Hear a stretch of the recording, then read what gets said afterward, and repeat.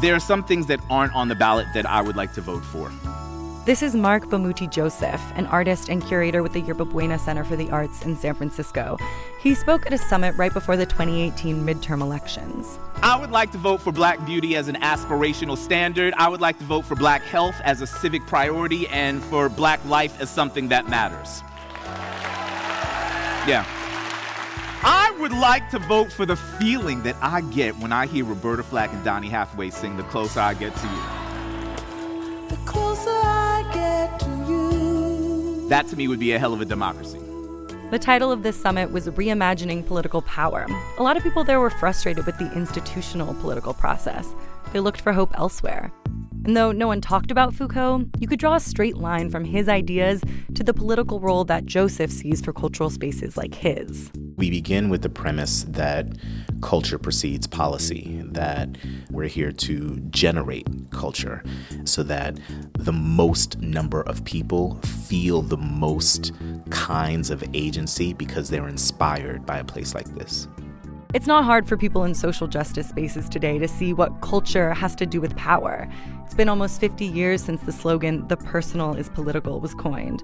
Foucault is a big part of why these ideas make sense to us today. Foucault never encouraged anybody to plunge into politics in the old-fashioned sense, parties and Congress and all that stuff.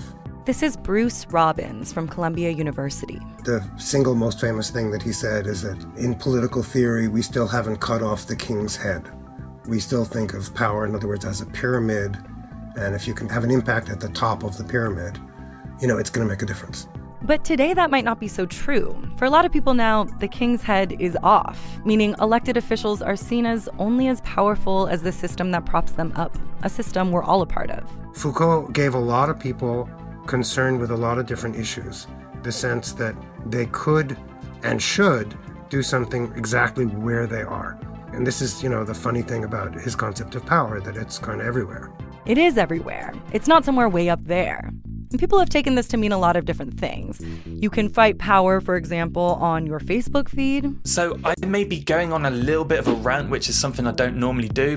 Or at your Thanksgiving dinner table. As much as I'd like to discuss how African Americans and people of color have been marginalized throughout history, resulting in the normalization of their oppression and mistreatment through laws and social norms meant to uphold white supremacy, these sweet potatoes aren't going to eat themselves. Or on the football field. We're talking about Colin Kaepernick. He's the San Francisco 49ers quarterback, and he's been refusing to stand for the national anthem. Bruce Robbins says you can trace all this to Foucault's idea that power works through generating norms.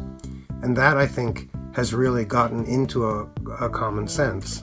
It's a contribution that has served social justice movements and tangibly improved people's lives. People have gotten very, very sensitive to the words they use and the categories they put people into and ways of trying to keep people out of categories. That really has raised the level of civilization in the country. But Robbins' problem with Foucault is he doesn't have a useful vision for how all of this fits together. There's no kind of guarantee that what you do over here will be connected somehow to what they're doing over there, and that it really is all one system. Some organizers and activists outright reject Foucault. I think people see differentials in power between themselves and their friends, their coworkers, their clients. Those are all real, but at the same time, there's a much more significant force that socialists recognize as being powerful in our society, and it's the power of the ruling class. It's the power of the capitalist class. This is Jeremy Gong, an organizer with the national leadership of the Democratic Socialists of America. There are three men in this country, Warren Buffett, Jeff Bezos, and Bill Gates, who control half the wealth of the country.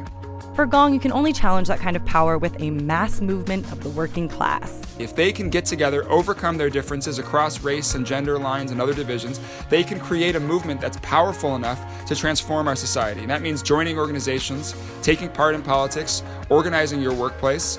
And that is the only way that working people have ever won things that they need. This isn't a new critique. Foucault was writing in France at a time when Marxism defined intellectual thought.